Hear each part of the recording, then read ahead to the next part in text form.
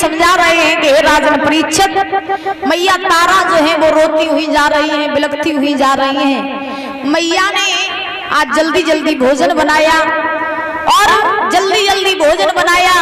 भोजन बना करके मैया आज ब्राह्मणी के पास में आई और दौड़ करके जैसे ही ब्राह्मणी के पास में आई जवाब दिया, माँ मैंने सारा भोजन तैयार कर दिया, तेरी आज्ञा हो गए तो क्या हम चले जाएं अपने पुत्र के पास? माँ अगर मुझे थोड़ी सी भी देरी हो गई मेरा पुत्र मर जाएगा, माँ मुझे जाने दो।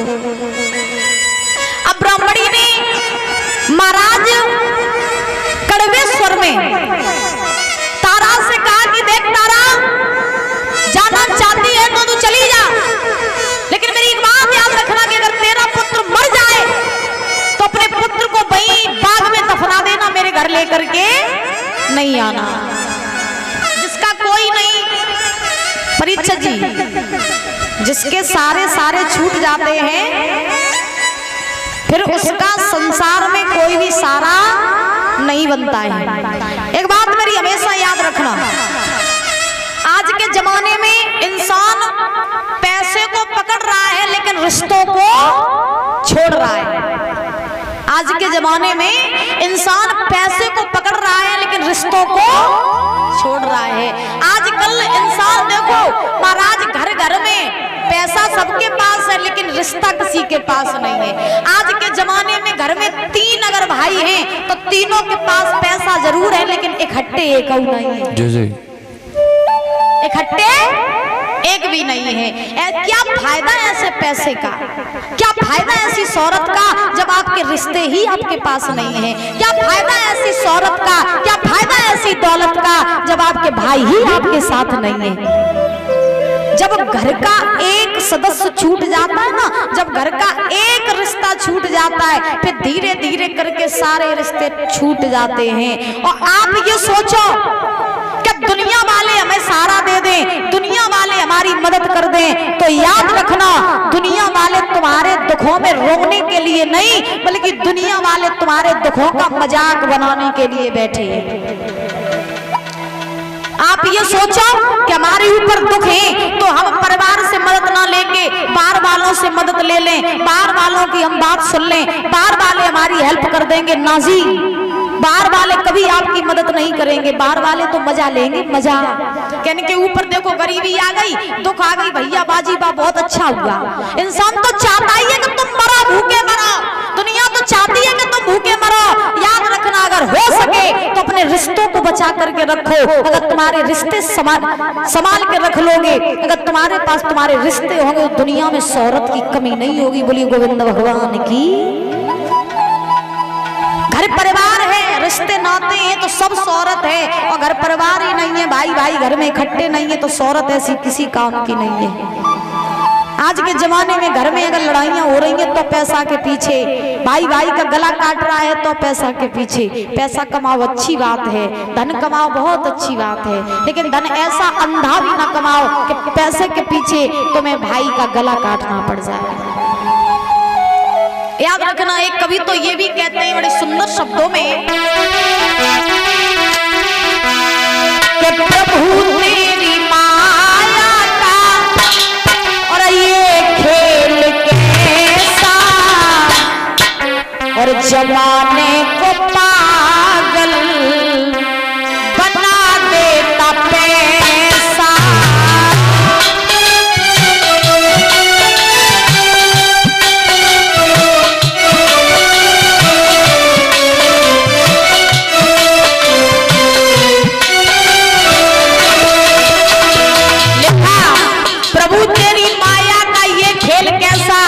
जमाने को पागल बना देता पैसा।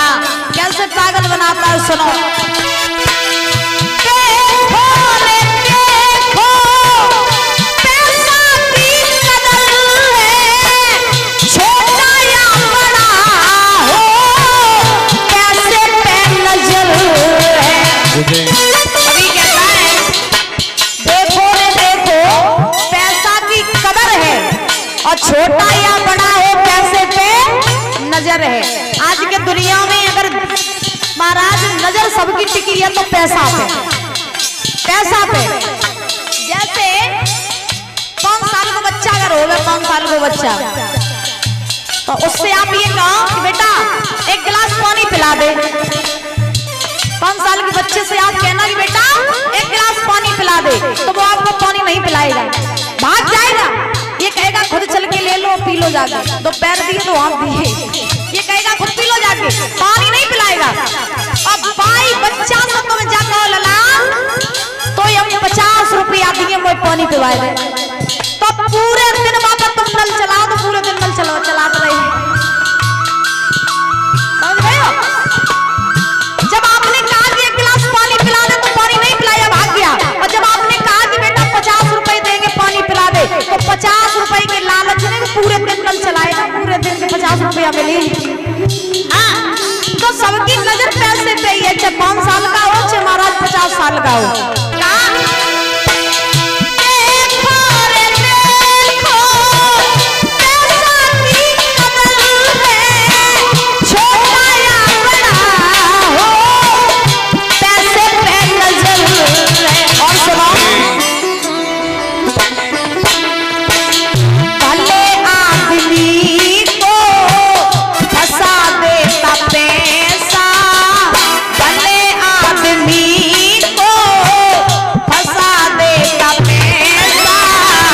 जमाने को पागल बना देता पैसा।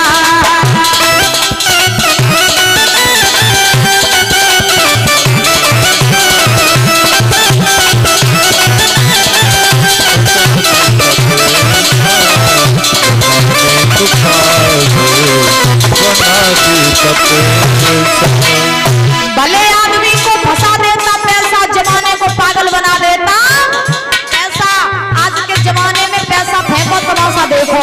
हम तो सत्य कहते हैं महाराज, कहीं भी चले जाओ, केस किसी और का पलट के किसी और के ऊपर डाल दिया जाता। भाई पैसा है, पावर जिसके पास में है वही दुनिया का बादशाह है। पैसा जिसके पास में है वही दुनिया का बादशाह है। जिसके पास पैसा नहीं, जिसके पास पावर नहीं, वो दुनिया में कुछ नहीं। और सुना,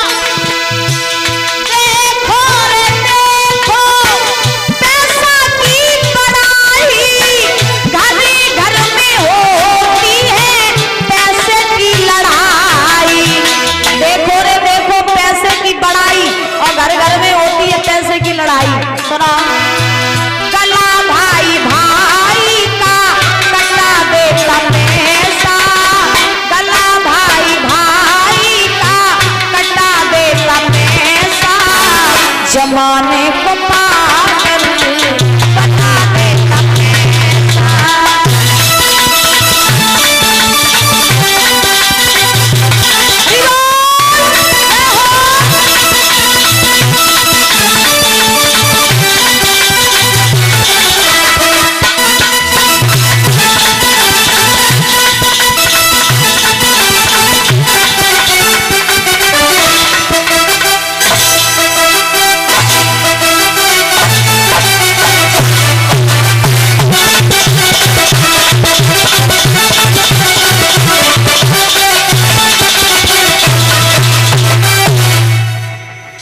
बोली बाबा बिहारी लाल की, बोली राधा रानी सरकार की। अरे भैया नाम बता दीजिए,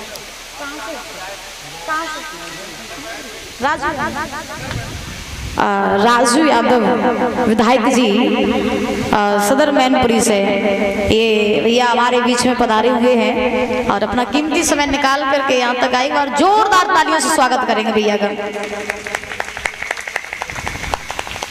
और भगवान से कामना करेंगे ऐसे ही सुख शांति प्रदान होती रहे, धन के भंडार भरे रहे और समाज में पद प्रतिष्ठा बनी रहे, ऐसे ही हमेशा आगे बढ़ते रहे और उन्नति होती रहे, हर जगह हर क्षेत्र में इनकी विजय होती रहे। भगवान से कामना ही आराधना। एक बार जोरदार तालियां बजाएंगे, तालियां रुकनी नहीं चाहिए। ऐसे शेर तो बहुत भाग्यशाली माताओं के गर्भ से जन्म लेते हैं। भैया अरे ले याद है।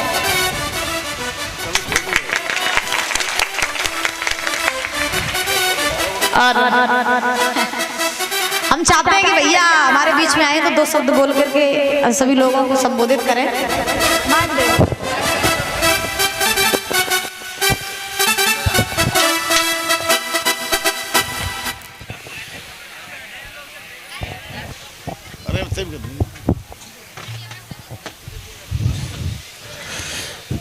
सबसे पहले मैं व्यास गद्दी को नमन करता हूँ। परीक्षित जी, यज्ञपति जी को सादर चरण स्पर्श। विधुना कुदरकोट से पधारी, नाम क्या है? दीक्षा शास्त्री जी, छोटी सिस्टर, छोटी बहन कह लो तो, अंग्रेजी न बोलो तो। छोटी बहन दीक्षा शास्त्री जी, उनके सहयोगी, आप सबका मैनपुरी में स्वागत है। कई जन्मों का जब पुण्य उदय होता है तो मनुष्य को श्रीमद् भागवत कथा करने का अवसर मिलता है।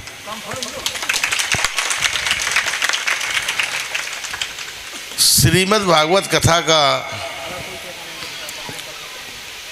जो पाठ है परीक्षित जी को इसलिए सुनाया गया था कि उन्हें मोक्ष की प्राप्ति हो।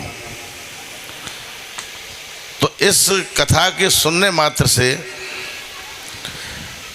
इंसान को मोक्ष की प्राप्ति होती है। पर इधर देखा यह गया है पिछले कई 10 सालों में जो परिवर्तन आया है, वो परिवर्तन ये है कि लोग श्रद्धा भाव से भागवत सुनने आते हैं और पुरुषों पे महिलाओं की संख्या हमेशा भारी रहती है। सच बात है, अगर हमारी माताएं बहनें इतने पुण्य और भजन के क्षेत्र में आगे न हो तो इस पृथ्वी का बैलेंस बिगड़ जाएगा। आप किसी भी धार्मिक काम में देखना, इनकी हिस्सेदारी ज़्यादा होती है। लेकिन कुछ शास्त्री जो आजकल की भाषा में, वैसे इंग्लिश में तो बहुत टिपिकल शब्द है, वैसे श्री भागवत करने से क्या फ़ायदा? जहाँ मिलना चाहिए, मोक्ष की प्राप्ति होनी चाहिए, वहाँ नशाखोरी हो रही है। और तैसे ही हमारे सुनने वाले हैं, पूरे दिन सुनाएगी दीक्षा और शाम को तुम बहनों से, माता बहनों से पूछना कि क्या क्या बताया भागवत का, एक भी नहीं बता पाएंगी। अच्छा, सब पूरी पंडाल मंच छोड़ दो, जितने श्रोता हैं, चलो मैं एक परीक्षा लेता हूं आपकी। आप कोई दुकान खोलते हो, मकान बनाते हो तो सतिया बनाते हो, फिर लिखते हो शुभ लाभ। बताओ शुभ लाभ क्या है? कोई बता दो पूरी पंडाल में। जे भागवत सुनने वाले हैं,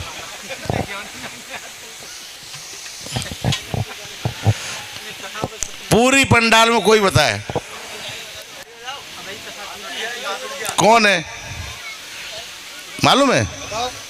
अगर मालूम है तो सच्चे विद्वान हो तुम नेक सारा करते हो, समझे? यस, ये अकेली श्रोता है।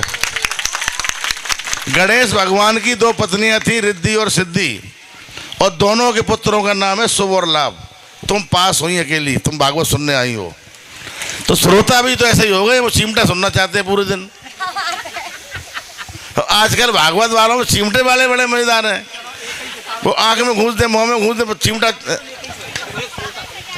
तुम पास हुई हो और तुम सही मन से पढ़ती हो, इसे श्रोता कहते हैं। और तो भागवत कहती है तभी जानकारी है। जो और लोग तमाम भागवतें सुनी होंगी आपने। हर शास्त्री, मैं तुम्हें भी राय दे रहा हूं दीक्षा, कि सारे शास्त्री केवल रुक्मिणी का विवाह क्यों सुनाते हैं? सही बात है? ये बात सही है कि नहीं? बताते सब हैं कि 7 विवाह हुए, लेकिन विस्तार में वर्णन केवल रुक्मिणी के विवाह का होता है। जबकि भगवान के जितने विवाह हुए हैं, जबकि भगवान कृष्ण के जितने विवाह हुए हैं, सबकी एक मार्मिक और बड़ी सब इतिहास छुपा हुआ है। चाहे वो जामवंती का विवाह हो, चाहे सत्यभामा का हो। मैं दीक्षा से कहूँगा तुम अपनी भागवतों में थोड़ा थोड़ा सारांश सबका सुनाया करो, ताकि हमारी इस भोली भाली जनता को उसका इतिहास तो मालूम पड़े। ये तो लोग जानते हैं जामवंती जी की शादी भगवान कृष्ण से हुई, लेकिन किन परिस्थितियों में हुई ये कोई नहीं जानता। तमाम ऐसे बिंदु हैं भागवत के जो ये सुनना चाहते हैं। अगर ये सुन के जाएंगे तो आपका भी कल्याण होगा, इनका भी कल्याण होगा। और आप लोगों ने इतने कीमती समय खेती का काम चल रहा है, आलू भी रखे जा रहे हैं, धान कट रहा है, गेहूं बोया जा रहा है। अगर आपने ये समय थोड़ा चेंज कर लिया होता तो मैं समझता हूँ इस पंडाल में आदमी नहीं बनता। समय का चयन थोड़ा गलत रहा आपका, क्योंकि आगे आने वाली फसल जिससे कि आपको पूरे साल खाना है, गेहूं, आलू, लहसुन, धान को काट के मंडी में बेचना भी है, तो थोड़ा समय आपका गलत रहा। वरना यहाँ नगला बेटा में जब भागवत होती है तो भीड़ बहुत होती है। आज जो भीड़ कम दिखाई दे रही है वो आपकी गलती की वजह से है। अगर यही भागवत आप 15 दिन आगे कर लेते या 20 दिन पहले कर लेते तो यहाँ भीड़ बनती नहीं। और आज चौथा दिन है। मैं राजनीति की कोई बात इसलिए नहीं करूँगा कि अभी राजनीतिक माहौल है नहीं, राजनीतिक माहौल करेल में है। और आपको आश्चर्य होगा कि ये बॉर्डर है, जहाँ से पुलिया से मुड़ते हो उससे 100 मीटर आगे करेल है और इधर मैनपुरी है, लास्ट है। तो एक अनुरोध करेंगे कि 15 तारीख को भंडारा 14 को हो जाएगा, 15 को डिम्पल भाभी कार्यक्रम लग गया मदन में। आप सभी लोग आ जाना। हम आपके भंडारे का निमंत्रण स्वीकार कर रहे हैं और तुम हमारी मीटिंग का निमंत्रण स्वीकार कर लो। अंत में बाहर से आए हुए सभी दीक्षा के साथी लोगों का बहुत बहुत धन्यवाद। कम उम्र में भागवत पढ़ना शुरू किया आपने। निश्चित तौर पर जब आप 10 साल बाद जो अनुभव निकल के आएगा तो आप बहुत ऊंचाइयों को छुएंगी, लेकिन मन से, शिद्दत से और अध्ययन करके पढ़ना। कैपिटल भागवत मत पढ़ना कि आज की भागवत में ये गाना चले, कल के दूसरे दिन अजय चलेंगे। अध्ययन कभी खत्म नहीं होता है। अभी हमने अपने घर पे श्रीमद् भागवत संस्कृत में करवाई, करवा चौथ वाले दिन बैठी थी, उसके 8 दिन चली। 11 ब्राह्मण बुलाए थे गोरखपुर से, पूरी संस्कृत में, और गीता का पाठ कराया। इन अनुष्ठानों से बड़ा लाभ मिलता है, दिखावे में नहीं मिलता। जब आप ऐसा महसूस करोगे ईश्वर ने हमारी मदद कहाँ कर दी, आप जान भी नहीं पाओगे, ऐसा लाभ मिलता है।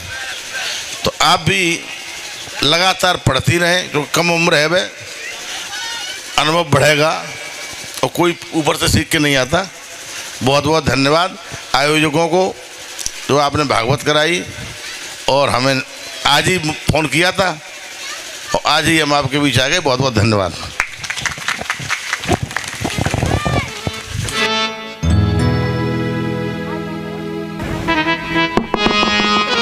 विधायक जी थोड़े फास्ट रहते हैं, थोड़े फास्ट रहते हो आप। अच्छा, अरे ठीक कर आओ, ड्यूटी कर आओ। कुदर को खास तो हम तो मेरे रिश्तेदार हैं। एक बार जोरदार तालियां बजा दीजिए, जोरदार तालियां। हाँ बिल्कुल। बोले गोविंद भगवान की, बोले राधा रानी सरकार की। ऐसे अच्छे अच्छे लोगों से जुड़े रहिए जो आपका भी उद्धार होता रहे और आप लोगों को कुछ सीख भी मिलती रहे, क्योंकि हर जिंदगी में हर इंसान मिलता है सीख सिखाने के लिए।